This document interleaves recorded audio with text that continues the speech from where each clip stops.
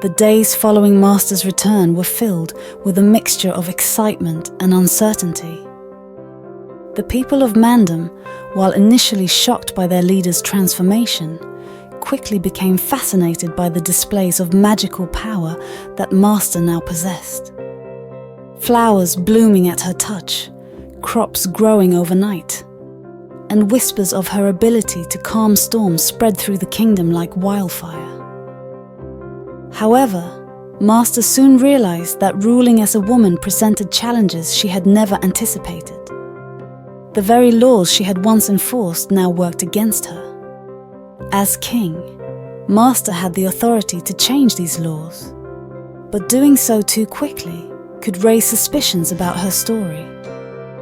In private meetings with her closest advisors, Master grappled with these issues. "We must find a way to gradually change our laws," she said, her voice still strange to her own ears. "Not just for my sake, but for the future of our kingdom."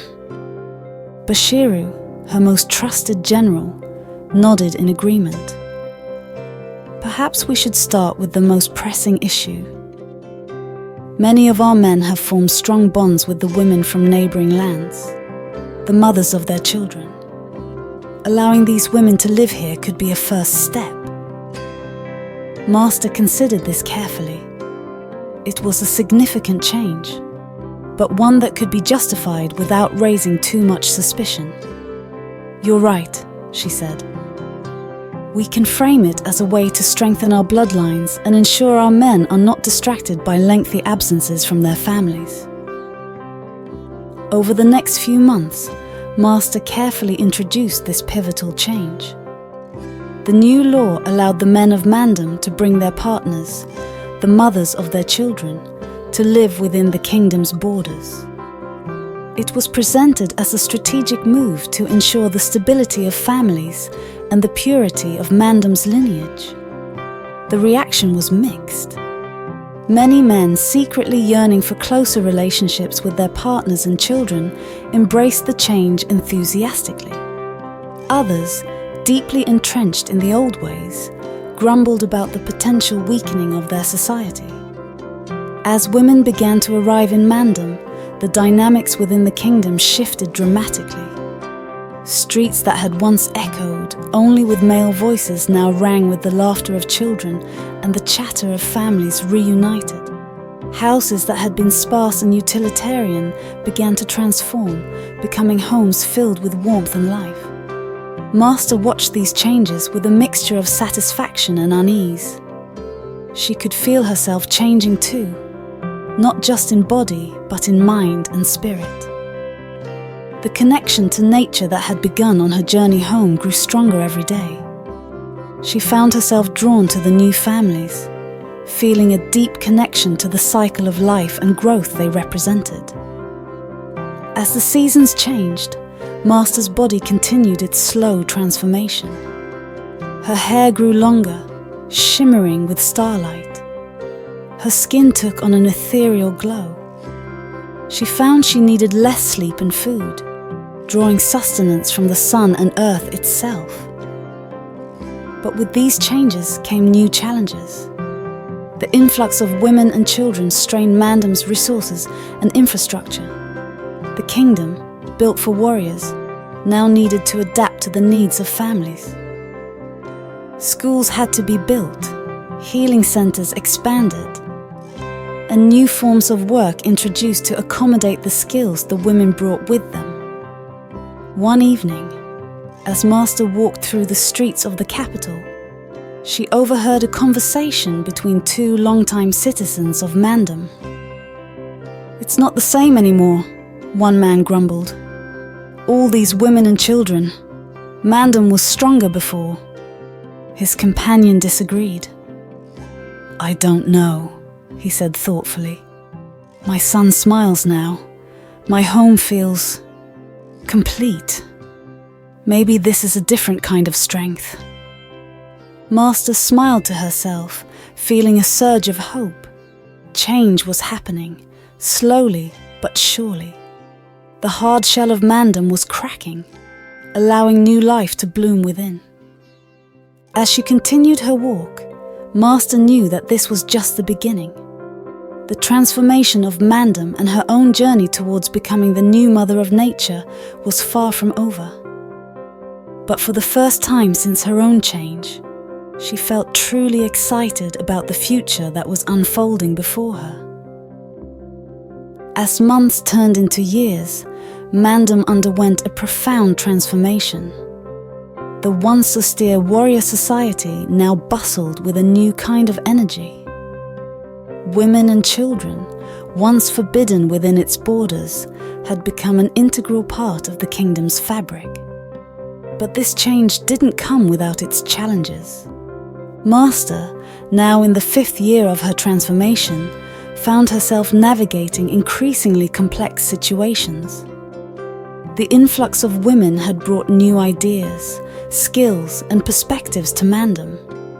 Many men embraced these changes, finding a richness to life they had never known before. Others, however, clung stubbornly to the old ways. One crisp autumn morning, Master sat in council, listening to heated debates about the kingdom's future. General Bashiru, his hair now streaked with grey, spoke passionately about maintaining military readiness. "We cannot let our guard down," he insisted. "Our enemies will see these changes as weakness." But Samia, a woman who had quickly risen to prominence as a skilled diplomat, countered his argument. "Our strength now lies in diversity," she said. "We have resources and perspectives we never had before. We can negotiate and trade, where once we only conquered." Master listened, feeling the truth in both arguments. Her connection to nature had grown stronger over the years, and she could sense the delicate balance needed for true growth. "We will maintain our strength," she declared, her voice carrying the hint of rustling leaves. "But we will also explore new paths. Mandom must evolve to survive." As the council dispersed, Master felt a familiar restlessness. She made her way to the royal gardens, which had flourished under her care. As she walked among the blooming flowers and ancient trees, she felt a sudden, overwhelming connection to the earth beneath her feet. Kneeling, she placed her hands on the ground. To her amazement, she could sense the vast network of roots beneath the soil, the flow of water, the very pulse of life itself. It was beautiful and terrifying all at once. A soft voice interrupted her reverie. "My king, are you all right?" Master looked up to see Samira, a young woman who had come to Mandom with her warrior husband. Samira had shown a remarkable affinity for healing, and had been instrumental in establishing new medical practices in the kingdom. "I'm fine, Samira," Master said, standing up. "Just connecting." Samira nodded, a knowing look in her eyes. "You've changed so much," she said softly. "We all have. Sometimes I wonder if the old stories about the Mother of Nature are true, if she's watching us, guiding us somehow." Master felt a jolt at these words. How close Samira was to the truth, yet how far? "Perhaps," she said carefully. "But change is natural, isn't it? All things must grow and evolve." As they walked together through the garden, Master found herself opening up to Samira about the challenges of leading Mandom through this transition. Samira listened intently, offering insights from her own experiences. "You know," Samira said thoughtfully, "in nature, the most resilient ecosystems are those with the greatest diversity. Maybe that's what Mandom is becoming, a more resilient, diverse society." Master pondered these words long after Samira had gone. She realized that her journey wasn't just about personal transformation, or even about becoming the new mother of nature. It was about guiding Mandom towards a new kind of strength, one rooted in balance and harmony. That night, as Master stood on her balcony looking out over the kingdom, she made a decision. It was time to take bolder steps. Mandom had accepted women, but there were still many inequalities. Women couldn't hold official positions of power, couldn't own land, couldn't serve in the military if they chose to. Tomorrow, Master whispered to the night sky, we take the next step, true equity, true balance. As if in response, a warm breeze swept through the kingdom, carrying the scent of blooming flowers.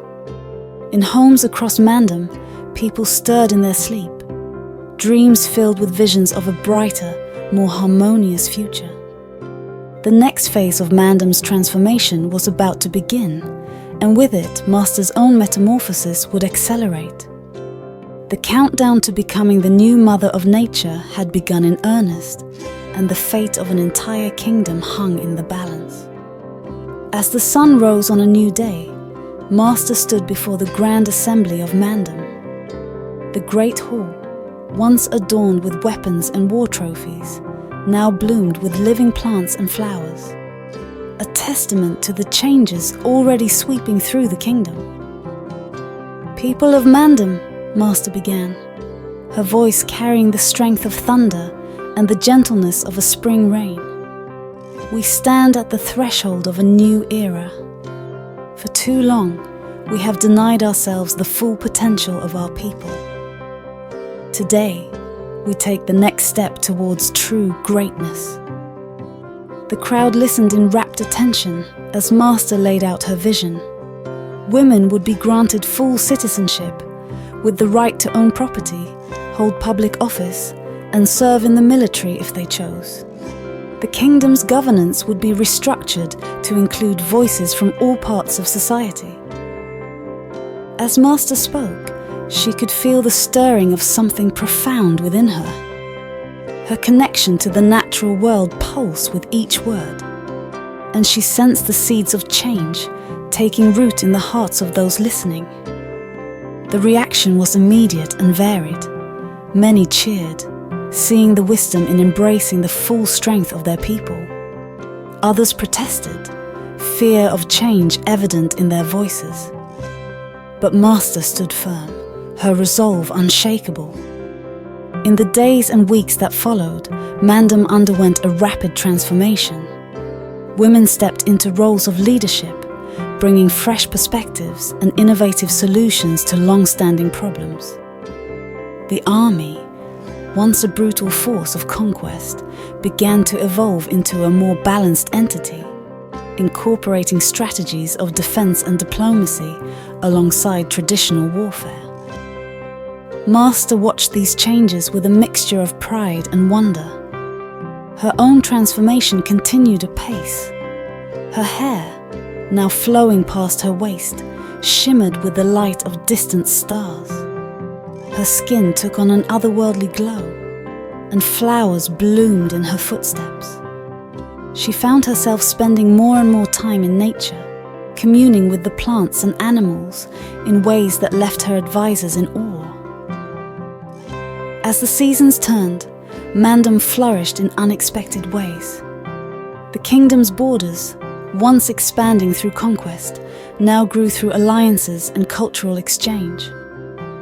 Gardens and parks sprang up throughout the cities, and a new harmony between urban development and nature began to emerge. But not all was peaceful.